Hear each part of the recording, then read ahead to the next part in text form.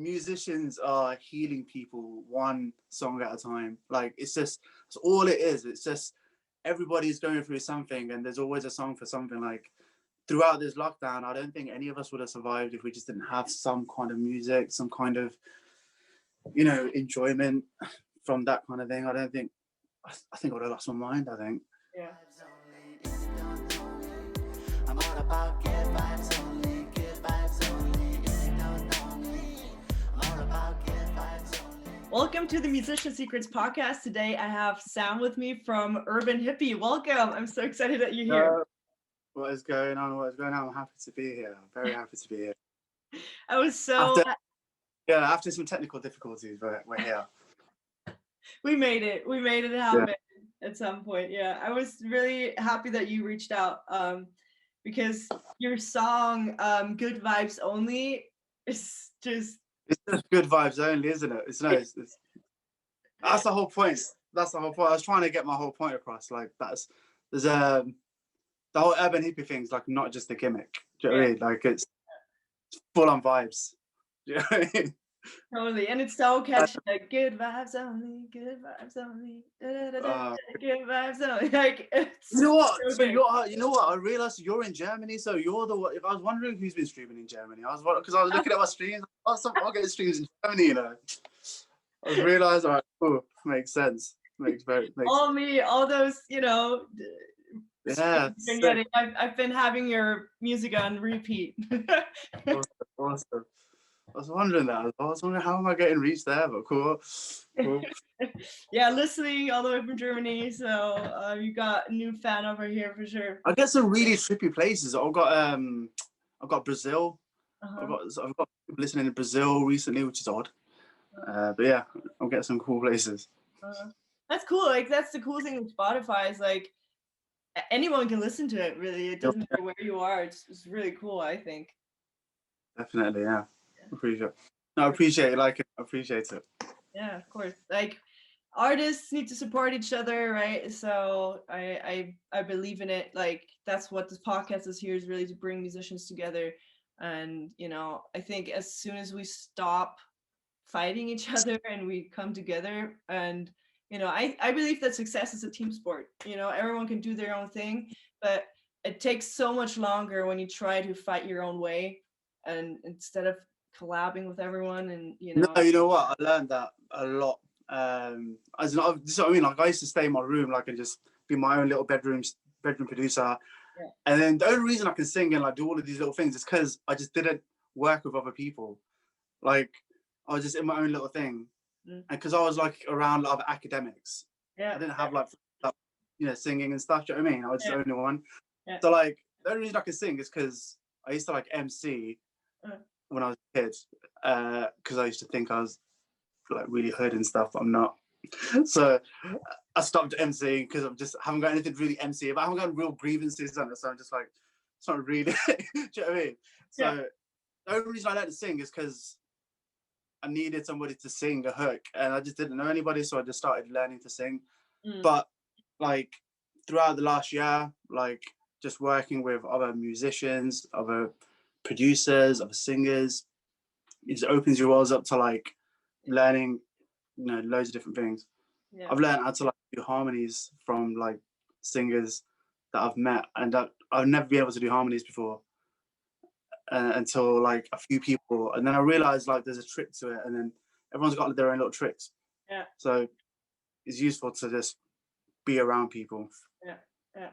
Yeah, it's cool. Like, we met because of a mutual friend from Shoshona that I had on the podcast, before. And so then like we got, like, you reached out because you saw, us on podcasts and stuff. So, it just all comes together. No, definitely. Yeah. No, I think, with Shoshana as well, like she's taught me little things as well. She's quite organized, like, which is rare for musicians. Yes. Right? Creative, you're like all over the place, but she's like laser focused. And so I mean, I can work with that. Like, I'm good. I'm kind of dissimilar. So me and her are very similar, like mindset. So it works for me. Like, I like people being organized. I don't know why it's difficult to find musicians that are good like that. Yeah. But she's taught me a couple of little tricks, and I've just like use those as well. So it's good. That's really cool. I always like to use the phone analogy. Like, you can only have one phone, right? So all those companies are in competition because like LG and Apple and Sony and Samsung and all those companies, like they want you to have their one phone, right? But as musicians, that's why I don't see musicians as competitors, is because you can listen to as much music as you want to. There's not just one song you're going to listen to the rest of your life, and not just like one artist you're only going to listen to, right? Yeah. And so especially if you have a similar, you know, genre or fan base, even, that is even more reason to collaborate, because that those fans are more likely to connect as well, right? So I think so. Also, I mean, I'll be honest, I sometimes think the opposite as well. I think sometimes it's even more important to reach out and find people that your audience wouldn't normally listen to. Because if you can appreciate something good, there's a way you can, there is a way, there's always a way. A good song is a good song. Yeah. Regardless of what genre. So like, if it's a good song, it will translate somehow. Yeah. So, you know, if you just have to work it to the right audience. Yeah. Do you know what I mean? Yeah. Some of the greatest songs are all country songs. Yeah. Yeah. Do you know what I mean?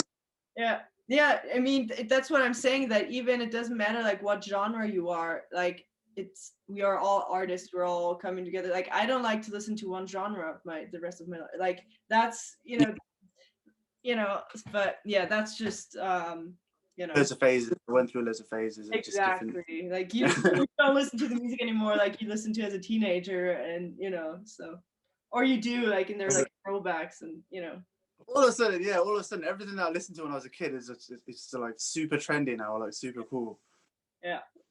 So, yeah, but for those that don't know who you are, just give us a run through of your journey, like what got you into producing and songwriting, where are you from, and kind of walk us through the process of, you know, what got you music. So I'm from Birmingham, in the UK. I've been doing music since I was like 16, I think, probably like 16, 17. Okay. I kind of got into it. Well, it's basically, I got into it. I've got like an older cousin who's like my big brother. I kind of looked up to him when I was a little kid, and I don't know why. For some reason, when he was like 15, he used to just let me hang around with him. Like, and I was like a 7-year-old kid, but like he had like vinyls, he had like loads of records. He used to love his hip hop music, so I used to just sit and listen to hip hop like at an inappropriate age. Like, it's like first, like, do you know what I mean? Like, I was. My first album that I ever listened, I remember listening to, I think, was Snoop Dogg's Doggy Style, and yeah, that, I mean, there's some bits in that. I mean, I don't even realize. I didn't realize how bad they were until I listened to it back. Yeah. But yeah, like groups like Onyx and Naughty by Nature, like there's like really like old school hip hop, and that kind of got me into music. And then when I was like 15, 16, he got like a new PC. And for people that are like grew up in the 90s, they'll remember this. Like when you bought a PC back in the day, you used to get loads of like random demo CDs, like demo software. You get like 20, 30 CDs. And so he had this little production, like pro DJ software that you could just like put clips in. You can like put little samples in, and you can make little beats. And I used to like make little beats on it. And then, so basically, I'm a bit of a tech nerd, so like I'm a bit of a nerd like when it comes to computers and stuff. So I learned how to like put my own samples into this thing, even though it wasn't meant to take samples from outside sources and stuff. I learned how to hack the thing basically, and I got my own little beats in. It was like really amateur, like really super. I mean, the computer is like 20 years old, and like I used like an old, you know, the computer mics, the little really skinny ones. Yeah, if you remember. The small ones, yeah. So my original setup, right, was a computer mic, right, and then I got a small Pringles box, and I cut out the sides, and then I put a little like some tights over the top. Yeah. And you use that as like a pop filter. Yeah. Over the little mic, and it kind of worked. Genius! That's, you know, getting creative in our own little way. That's cool. I had no money, and no one like, when you come from an Asian family, like and stuff, like no one's really gonna support you like when you're from a young age, like to be a musician, like because it's all academics and stuff. But the more so the more I kind of started doing it, the more I just got better and the more confident I got. And then one of my best friends kind of like forced me into the situation, like in college once, where I just like he's the only one that knew that I could do it, like that I could kind of like MC and I could kind of sing and stuff. Yeah. And there was like some guys MCing like in our college, and they were just like around like a little boombox, and they were just like, you know, having a little battle. And my mate just kind of forced me into this situation. He's like, oh, he can rap. You should do some rapping. I was just like, oh, for God's sake. So, you know, at this point, I just have to. But yeah, no, it turned out quite good. And that's the thing, like, it brought out a lot of confidence. And the more confident you get, the more kind of you start believing in what you're doing. And yeah, I've been just working on like just learning and producing and stuff for the last 10 years. But only in the last like 2 years, I've started really just like reaching out as a producer, because I was very, you know, I was a bit unsure about what I was doing, whether I was singing, whether I was producing, whether, you know, what my real like kind of calling was, if that makes sense. But totally, production is like, I love creating, and I realized that like a long time ago that I just kind of, I love manifesting things into reality. Yeah. Like, do you know what I mean? When you can have something in your head, and you are able to translate it, like when you know that, oh, you know, I've got enough skill that I can bring this to life, like exactly how I want it in my head, or close enough. It's quite rewarding. It's more rewarding than singing for me. Like, as much as I'm not like a center of attention kind of person. Yeah. So same. So yeah, so for the last couple of years, I've just been working, reaching out to a few people, and I've just been working with just the 2 or 3 people that I've just honing with them as well, because everyone's learning, everyone's growing. Yeah, so in the last couple of years, the momentum's picked up. So but yeah, it's a weird side, because I'm from a very academic background. I went to like grammar school and stuff, and university and all that. And you know, all my friends are like, I mean, my little group of like 7, 8 of us, like 4 of them are doctors, or 3 of them are doctors, one's a dentist. Like, do you know what I mean? Like, yeah. That's my friends, and basically that's what people are around. But the dentist used to be a drummer. You know, one of the accountants, like one of the guys that does accounts used to be, like play guitar. Do you know what I mean? Like, we're all in a little band when we were like 16, 17. But you know, they're all friends now still. But you know, luckily, like my dad used to kind of sing when he was like a teenager. He keeps that a secret, and then I kind of learned about that. I found out so basically I didn't tell him about my singing, so he didn't tell me about his singing, right? So my uncle told my dad that I could sing. Like, my uncle heard my song because my cousin played it to him, and my uncle was like, "Oh, have you heard your son's song?" And my dad was like, "What the hell are you on about?" It's like, your son sings, you know. He's like, "Oh, I didn't know that."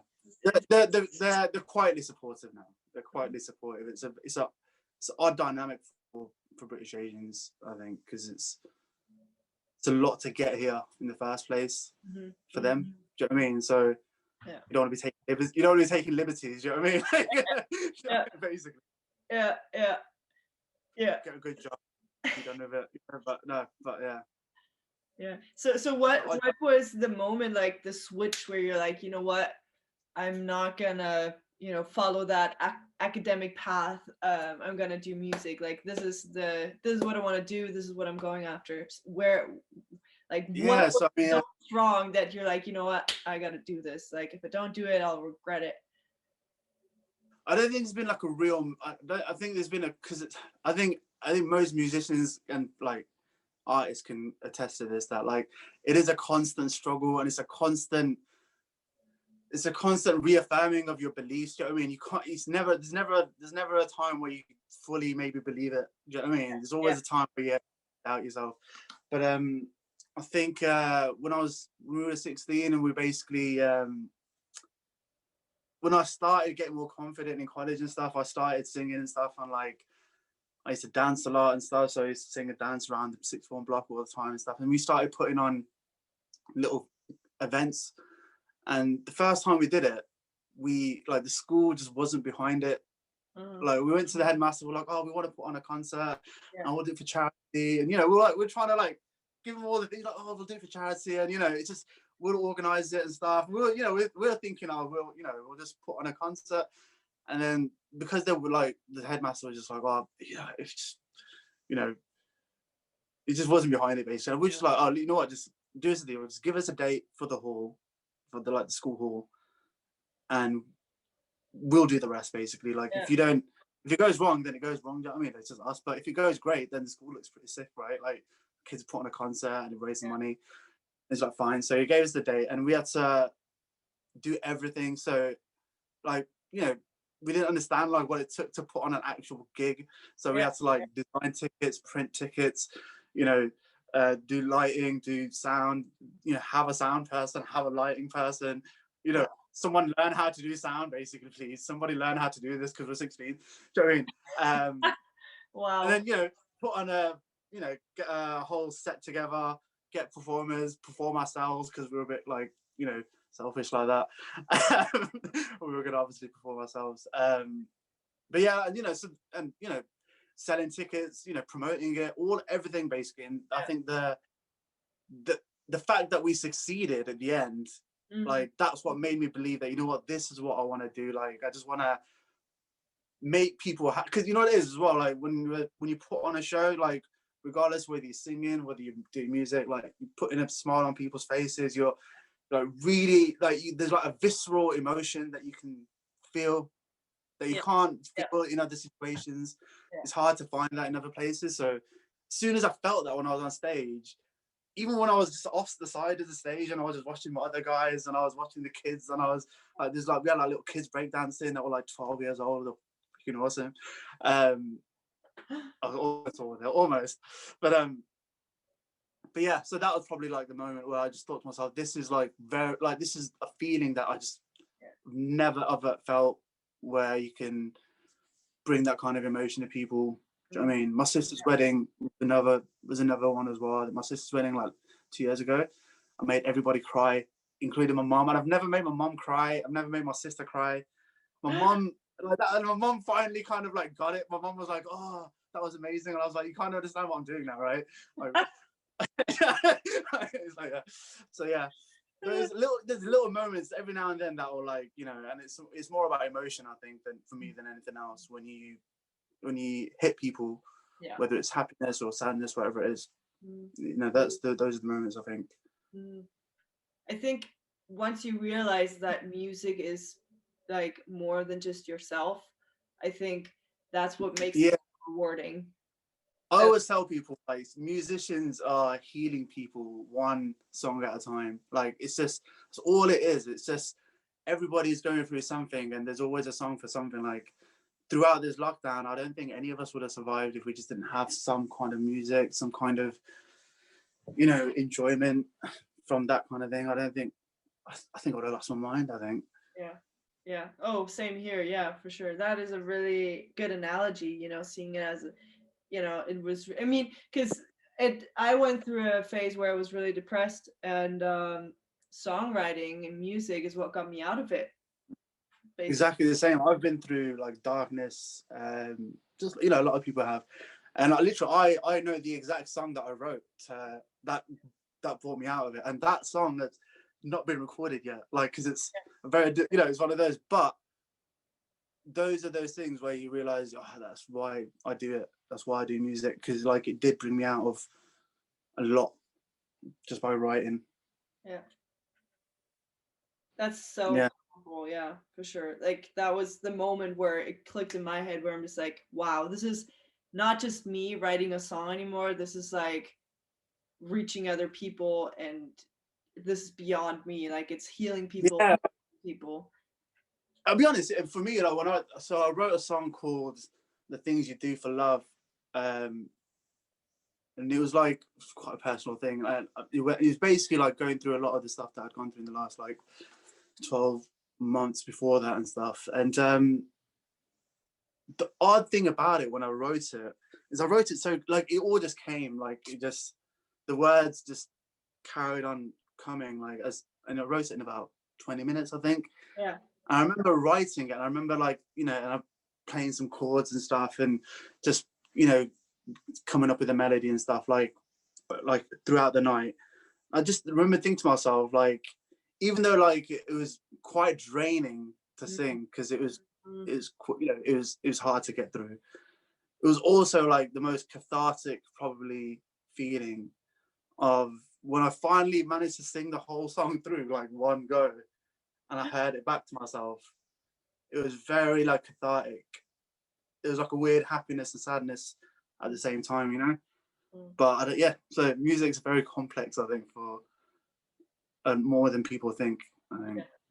Yeah, for sure. It's so much, so powerful. And I think that, you know, this is gonna open a whole new can of worms, but you know, that's why I make sure that when I'm putting out music that it means something. When I write a song, it means something. It's not just something, oh, let's just write a song to write a song. Like that's not the point. And you know, it's for me, it's kind of sad sometimes to be like, yeah, that's a hit song, but you know, what are you trying to say with that? Yeah, so I mean, this is the thing. So that's why, like, I meant about like, the whole Urban Hippie thing is not like just a gimmick. Like, if you'll notice, like, and the more I release, the more you'll notice, like, there's a tiny little pattern in everything that I do, and that's regardless of like what I'm talking about, regardless of the subject matter. Generally, if you listen to the songs, there's always like a glimmer of hope. Yeah. In all, so like. Blue is like a Blue is a song about like unrequited love, essentially. Do you know what I mean? But at the same time, like there's a hint of like hope in it, that that there's an honesty in just like trying to make someone happy. Do you know what I mean? Like it's not a bad thing. It's not a bad thing to just be nice to somebody or be, you know, be loving. Do you know what I mean? That's not negative. Do you know what I mean? It's the same with like Good Vibes Only. It's the same thing. Obviously, that's just, you know, the message is in itself. But then like the next energy, and the whole idea is about bringing the right energy into any situation. So like you'll notice like there's always like a slight theme of hope. Yes, so let's talk about your song Good Vibes Only. How did you write, like what was the songwriting process? And because you have a unique ability to be a producer and a songwriter and a singer, which is really cool. So how do you start production first and then write the song, or do you have a song in production? Like... it can be a bit of everything. I think Good Vibes Only came about with literally just that line, if you don't know me. I think I was being a bit cocky somewhere. I forget where I was. And I was just like, and it was just one of those things where I just said it. I was like, in my head, I just told myself, that's a good line. That is a good line. I need to keep that line in mind. And then I just happened to start producing a beat that coincidentally sounds nothing like the end product. Like the original. So there's a secret with me as well, is that like, there's always like 4 different versions of like every song of mine. Like, and they all sound completely different. Or like, you know, so I've got like, I mean, and also I've like reused like songs from like when I was 16. I've written songs when I was like 16, 17. I've written like a hook that I just read back and I think, you know, that's a pretty good hook actually. I can use that. And you know, just because I'm obviously more skilled now, I'm more able to just create what I originally probably intended to in my head when I was 16, but I just couldn't. So yeah, so Good Vibes Only, I think, was just literally that first hook. And then so then I had a beat that I just, like I say, it didn't sound anything like the one that had come out, but the hook sounded good with it, and so I just started writing around that topic. The verses and stuff, or this is what I mean. So the idea, as soon as I had the hook, I knew that I wanted it to be something that just embodied the whole gimmick, like the whole vibe, you know, the whole concept. For sure. So the idea is, if you listen to the song, you probably understand like 20-30% of just like my personality just in that, and you also probably understand what I'm going to do when it comes to music. Like it would just be like a vibe all the time. Do you know what I mean? That's all I'm looking for. Yeah. Give people a little bit of something to bops to. That's all. Do you know what I mean? Yeah. So yeah, and then and then basically I think there was about another version of it that transformed into this version basically. So I just originally it sounded a bit aggressive. I was realized the song is not really that aggressive, is it? So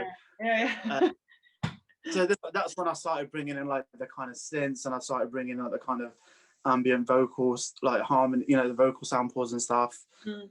And I just wanted it to be like a day in the park, if that makes sense. Do you know what I mean? Like a sunny day in the park. Yeah, like you're strolling through the park, just vibing, and, you know. Yeah, like it could just be on. Do you know what I mean? And it's nice. So that was the idea behind Good Vibes.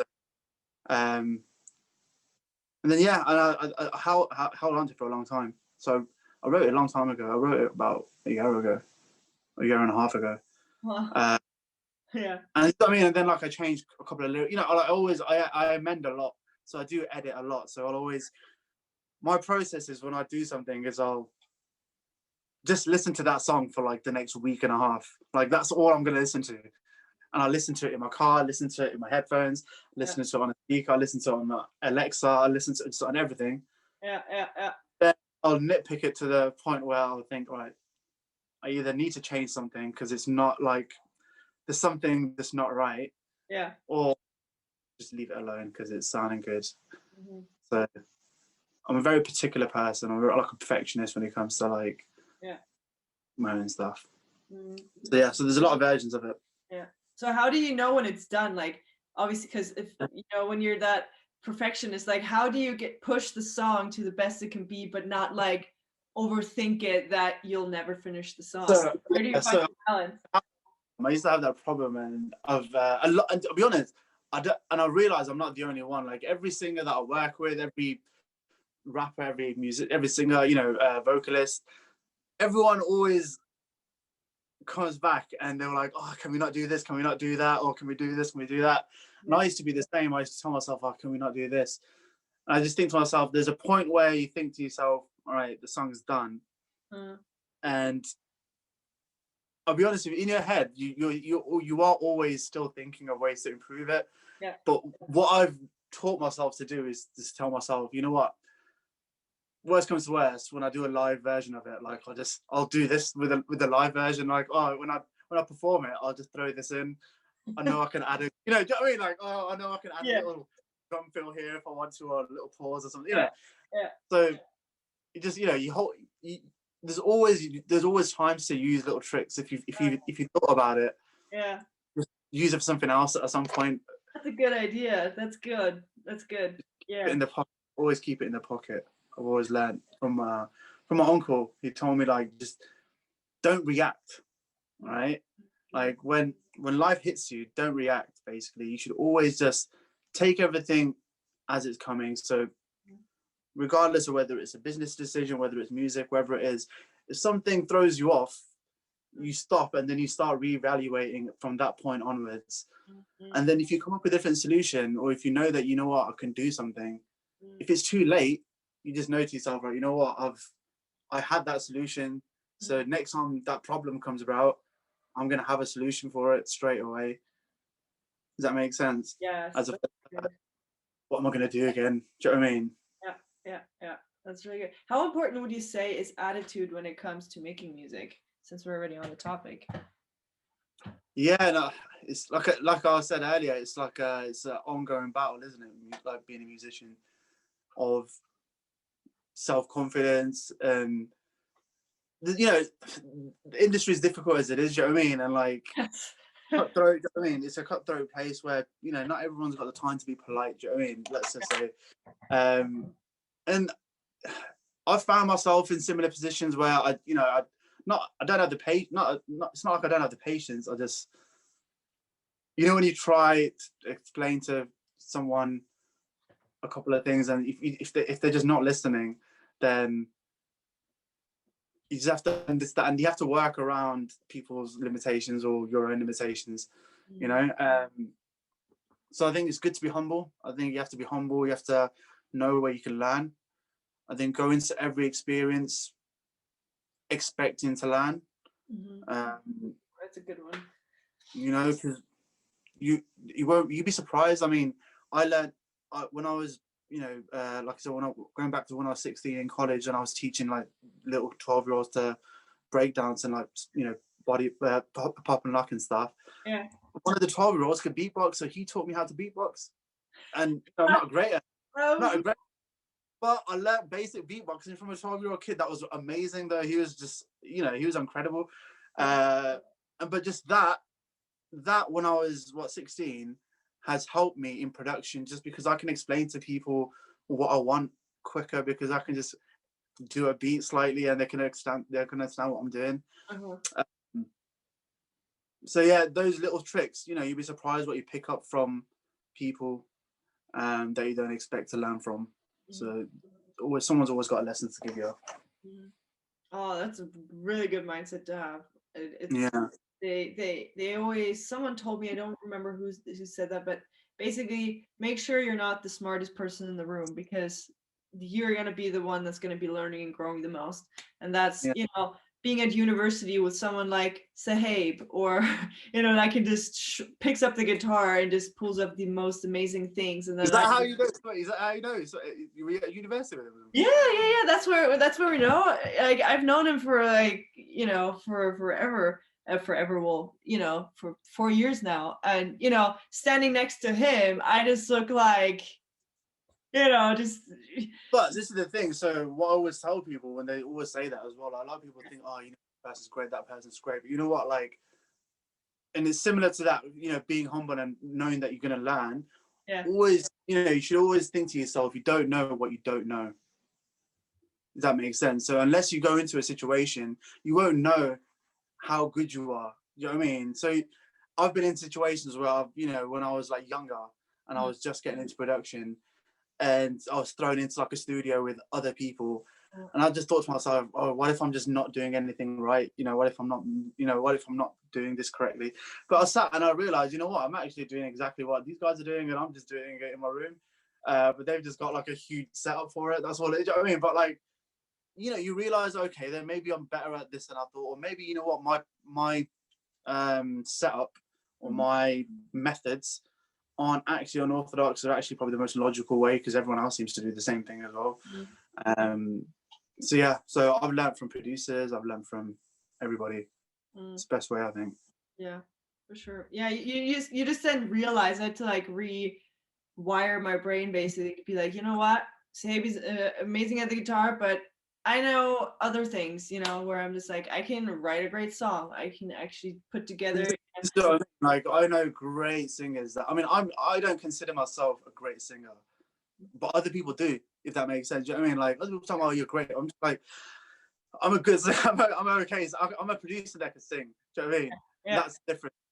Whereas when I meet an actual singer, it gives me appreciation for a real singer, because they can do things with their voices that are incredible. Same with rappers. Like, I don't consider myself a rapper, even though I can spit a few bars and stuff. But when you meet a real rapper, and I've, you know, when I met Was the Mill, like, we wrote like we almost did a whole EP in like 5 hours. Like, he literally, every song I gave him, like, one take, just every single time, one take, perfect take every single time. I was just baffled, like, where, you know, and I realized this guy, that's what rappers just have bars for days. That's what a real rapper is like. They just have a phone just full of bars, and he just had something for everything. Crazy. So it is a discipline. I think you have to work. I think it is a discipline, but don't ever discourage yourself from your own passion. You know, if you believe in if you're gonna dream big, don't dream medium. Yeah.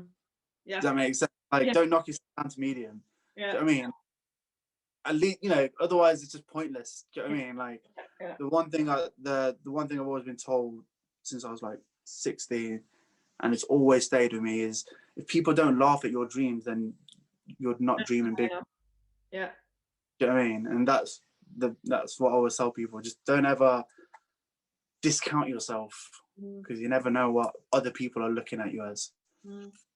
Yeah, it's interesting you bring it up because I listen to podcasts all the time, and there was a quote he mentioned in his podcast where he said you can trade for a big dream, a mediocre dream, or no dream, but the price is the same, and the price is your life, right? So at the end of That, the day, you want to go for the big dream yeah, because if go you're big. paying the same thing, might as well go full out, right? Exactly. That's it. Go big or go home. That's it. Yeah, Definitely. yeah, yeah. So is there a different, like, how do you adapt when you're producing songs for yourself, and when you're producing, like you said, you're working with so many different artists? How do you like adapt to their style, or do they come to you because they're already looking for that sort of vibe that you bring? I mean, it's happened both ways. It's worked both ways before. But I mean, I think that's why I think I'm a better producer than a singer and stuff, because I think that's where my gift lies. Is basically like I've noticed the most important thing for musicians is to feel like they could be themselves, and regardless of how confident of a musician you are, or singer you are and stuff, sometimes when you're just thrown into odd environments or odd different strange environments where you're not used to it, or you're not used to the people, it's always a bit jarring and stuff. So the most important thing I think is just to build like a relationship with people. So that's my most that's the thing, that's my biggest advice for any musician, any producer and stuff, is build relationships are the only thing real in music. You know what I mean? Like, yeah, sure. Once you get past all the politics of it all, relationships are the only thing that are going to stay real. Do you know what I mean? So make friends, and appreciate them, and appreciate their talents, appreciate their gifts, promote them. Show them that you believe in them, regardless of whether it's you're involved or not. Do you know what I mean? Like, the people I promoted before I started producing them. Do you know what I mean? Like, it's just one of those things. Do you know what I mean? Like, I was a fan before I produced. Do you know what I mean? Like, Shoshana was the same. Her track was on my playlist before I even spoke to her. Do you know what I mean? Same with Raza, who's the MC, who was Emil. His same, followed him for a long time, and we just kept bumping into each other at local events, and we're like, yeah, we'll work together. We just kept, yeah. We just kept like working past each, kept like bumping into, oh mate, we're gonna work together, mate. Of course it will, mate. Of course. And and eventually we were just like, dude, like, we need to actually go into a studio, and then Let's make it happen. Yeah. And it was pretty special. So, but yeah, so that's my advice: is just make friends, and build those relationships, and those are the things that are going to keep you strong as well. Those are the people that are going to keep you believing in yourself, especially if you're not around people all the time as well. If you're not around loads of other musicians like all the time, just in your normal life, day-to-day life, then it's even more important to reach out to other musicians and build a community where you feel like you can be yourself, and as long as everyone's comfortable in the room, if everyone's comfortable in the room, then magic will probably happen. Do you know what I mean? Because everyone is in their own little element, Yeah, that's awesome advice, actually. Like, honestly, like, maybe like we've only been in the studio together like once, but we chat a lot. We just drop we voice note each other and just WhatsApp and all that kind of stuff. But we only jumped in the studio once, like when we came down to do some stuff for Shoshana, and then I played him a couple other things. And I said, God, like, he just started just jamming to like minimal house and stuff, and it was just like so good. Like, it was just so, those little moments where, like, those are the moments where when everyone can feel comfortable about just, oh, this is going to be fun. Yeah. Do you know what I mean? It's all about fun as well. Enjoy it. That's another thing, I think. Just enjoy music. Enjoy it. Don't do it for a deadline. Just do music because you enjoy it. That's another thing. There's a lot of pressure in music. Like, get out, do something now. Yeah. People miss it. People are going to miss the opportunity. So just do music and enjoy it. Be happy in the room, and you'll probably do something good. That's awesome. How do I phrase this? How would you define success then? That's very... The way I define success, I mean, it's a difficult one. So basically, my philosophy, and it's this is why I do music, is if you can do things, if you can do something in your life that's worthwhile, and that means to you, that was worthwhile to you, then you succeeded. I think it's not about, and it sounds quite cheesy, but it's not necessarily money or anything like that. It's not about, your job or things like that. I always tell people that, like, when I'm gone, like when I pass away and stuff, like the only thing I care about is that people just say that that he was a nice person. That's all that matters, because that's all that really matters is how you're remembered. Yeah. And so you can climb all the ladders you want, but if you're just stepping on people to climb on that ladder, then all people remember is you stepping on people. They're not going to see how far you climbed. Mm-hmm. They'll see all the bodies piled up. They'll see all the people that they've left behind. So yeah, my idea of success is generally just as long as you're fulfilled, and you can live. Do you know what I mean? And you're happy. And you're content. With your kind of situation. I think you succeeded, but don't ever be content in terms of like achievements. Mm-hmm. If you succeeded, if you feel like you succeeded in one thing, you should always strive for the next goal, I'd say. Mm-hmm. As well. Mm-hmm. That's good. There's never not an opportunity to be better. Yeah. Yeah, for sure. You can always push the limits. Yeah, exactly. That's it. Sure. Yeah, I always say people will not remember what you said, but they will remember how you made them feel. Yeah, and I mean, also your success will change depending on where you are in life as well, because your outlook in life will change. So, for instance, somebody that's just, somebody that's, hasn't got a job at the moment, unemployed, on benefits and stuff like that, their mindset might not be as big right now, but once they get their job, once they get their monthly wages coming in, once they've got their apartment, and now all of a sudden, now they're sitting in an apartment and they're thinking, hold on, maybe my dreams can be a little bit bigger now. And, so that will expand, like I do a lot of work with charity and stuff. We've got a school that we run in Bangladesh. Mm-hmm. And those kids, they've got it's been running since about 2008. There's about 650 kids there now. Yeah. And those kids like are insane. Like those unbelievable, because a lot of them were in poverty and they didn't consider going to school. Like that wasn't a thought process. And so now to speak to some of these kids and you see like their mindset is, I want to go to university now. I want to do this. I want to go, do that. But all of a sudden, like they dream bigger now. So you give people opportunities and they'll hopefully be able to give them an opportunity to dream bigger. That's a great answer. Yeah. I have one more question, and I'm a lyric person, and obviously like Good Vibes resonated with me.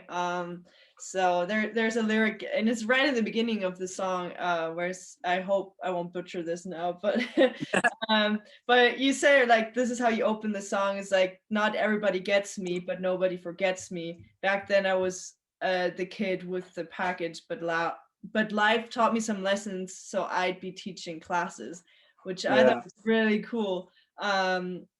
What were some life lessons that you learned that you would want to share and give advice to others that are like struggling right now with their production or their songwriting? What would you tell them that you've learned? I think always, so I said, for instance, those lyrics are literally about my childhood. So basically, there's a line that says, back then I was a kid with the patches. Yeah. So the patches is basically these little patches that I've got like on my skin. So I've got like little white patches basically. Oh, right. Hence the panda for my logo. Hence why the logo is the logo is cool. That makes it so much cooler now, yeah. Yeah. So this is the thing, like that was when I have had these since I was like 13. And so when I was a kid, you know, it affected me a lot. There was a lot of confidence issues and stuff. Yeah. And one thing I'd say is music was probably the reason that, you know, I was able to overcome that, because people stopped looking at me as just a kid with some patches on his skin. All of a sudden, I was the kid that was singing, I was the kid that was dancing, I was the kid that was doing this, doing that. So my advice for people that are struggling, that are, you know, if they're struggling with like confidence, the best thing is to literally just go out into an environment where you know, the things that you love. For instance, if you're a producer, then, you know, go around to, you'll see like people in studios, you'll see people working in studios. Like, go to and hang out with people that are actually doing little sets and stuff. Even if you're not going to produce it yourself, if you've got friends that are going into a studio, go and sit with them and watch and be involved. Do you know what I mean? And then all those little, that little weight will be lifted off your shoulders, you know, when you feel like, you know what, maybe I'm actually quite comfortable here, or maybe I'm quite comfortable there. For writers, I don't know. I mean, it's a difficult one. I get writer's block all the time as well. It's a difficult. You just, now and then you do get a block. But the one piece of advice for writers that I'd always say is always give into like your emotion. So whether you're happy or whether you're sad, like really dig into it. Don't just kind of shy away from it, because sometimes, so, you know, Good Vibes Only was when I was in a good mood, and it was, you know, those things come out when you're in, when you're happy, when you're sad, you can come up with some brilliant stuff as well. You just have to explore it, you know.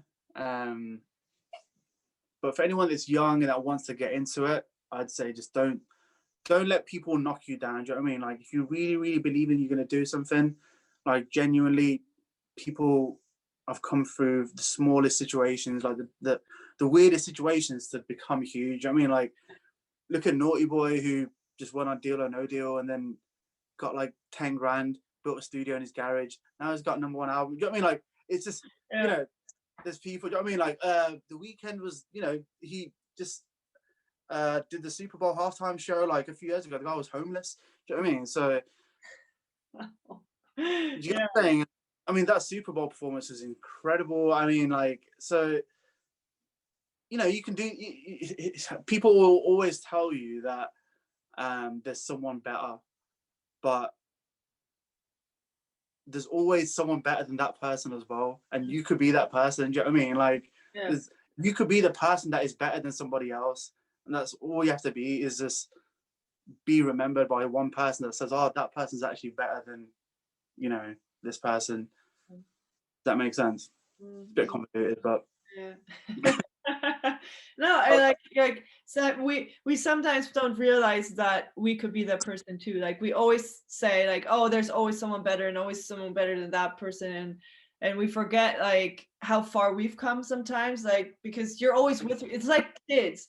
Like, if you're always with that kid, you don't realize how fast it's growing. But if you've been away and you come back after like a month, you're like, whoa, they've grown so fast. And I think that's how we feel as artists. It's like, because we're with us, obviously 24/7. You don't see the steps. You don't see that growth. But, you know, when, you know, friends or if, you know, other people come and they can see how much you've grown because they've stepped away. And also, that's another good point, you know. So for anyone that is wanting to do music, always have one person that you like, a trusted ear. You just need a friend that is super honest, and that you trust their judgment in music. Like, I've got an ear that, like, he's just my ear. Like, he's my best friend. I've known him for like since I was like in eighth grade, so, or 9th grade, whatever it is. So since I was about 14. And yeah, everything I do, I'll show him and see what he thinks. And he'll always tell me, oh, it's a bit, you know, this is a bit there, or, oh, you know what, they could probably be better than this, or they could probably do, you know, like, you need that one person that is always gonna just give you the motivation to be better. There's always someone that believes in you, and like, that's the thing, like, you only need is one person. It doesn't need to be the whole world. All you need is one person to believe in you, and that can change everything. And so my best mate, to be fair, like, I probably don't say it as much, but like, he's very appreciated, and it's probably underestimated how much he's affected my music, because he's always pushed me to be better, and he's always, made sure that I know that I can do better. Yeah, I 100% agree. Like, don't go to your mom, right? Because my mom will be like, "Oh, it's great" with every song I write. Like, my mom has no idea what she's listening to. She's literally like, what is going on here? What is all this noise? What's happening? I'm like, what are you on about, man? This is a big tune. But like, every now and then, my mom will clock like, "Oh, this sounds like a song on the radio," and I'm like, "Well, that's good, I guess." Do you know what I mean? Yeah. She can't differentiate, so. Yeah. But I think that's really good advice, to have someone that's more like your mentor, someone you can go to for real advice. Don't just make, be like, "Oh, you can polish that, or you can tighten this." Or... Bear in mind, this friend of mine is not a musician. As in he deals in diamonds and stuff. You know what I mean? But like, he has good taste, and he knows his music. We have the same kind of taste in music. He understands. He also understands what I'm trying to achieve as well. Like, if somebody understands your dream as well, if somebody can see it themselves, then it's a good thing as well. When you've got somebody that genuinely can see the same dream as you for you, they'll believe it for you. Do you know what I mean? And then they'll always make sure you try and get there. Ooh, that's good. That's a good nugget right there. That's really good advice. Thank you so much for taking so much time and, working through the technical difficulties here on this episode. Yeah. They're crazy. But where can people find you? So yeah, if you want to find me, search me on Instagram, or everything basically at Urban Hippie Music. So Instagram, Facebook. Don't really use Snap or anything, so just Instagram and Facebook is probably the one. Instagram's the one. So Urban Hippie Music, and Spotify as well. Everything is all online as well on all our streaming platforms. Yeah, that's perfect. Yeah, I'll link everything up so people have no trouble finding you. Awesome. Yeah, sometimes they'll be like, "I don't know, I can't find him," or like, "I'll put the link there, just click on it." It's all good. Yeah, but you said you've been working on a few little tracks that you or artists that you want to. Yeah, so 2021 should be hopefully very busy. So since towards the end of last year, I've just been working on a whole bunch of stuff with a few different people. So there's a track by Was a Mill called No Cap, which is out now. Really, really nice little hip hop track. Shoshana's got stuff coming out, and hopefully in the coming months. There's a girl called Linny Rose who should have something out in the next month or two as well, hopefully.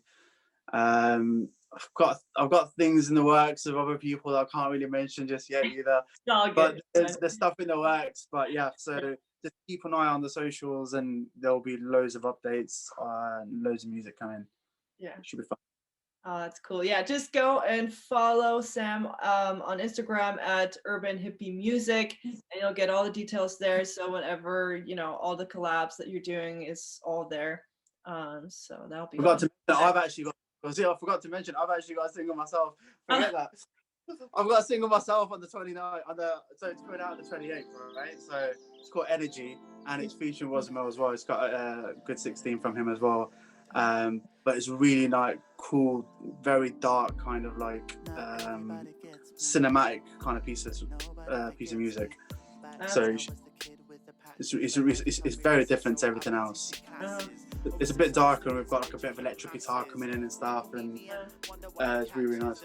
But yeah, so that's coming out on the 28th, so keep an eye out for that. Ooh, okay. So Energy coming out on the 28th. Which is going to be fun. And yeah, thank you so much for your time. It's been I appreciate reaching out as well. No, it's been fun. Thank you for listening to the Musician's Secrets podcast. I'm your host, Alise Koa. I hope you got to learn something new about producing or songwriting or mental health when it comes to making music. The fears that most musicians have when making music. So everything that's behind the scenes, behind making music, you will learn it here, because I am basically talking to anyone that makes music all around the world. So I have a great privilege to learn all of that, and I can't wait to share it with you all.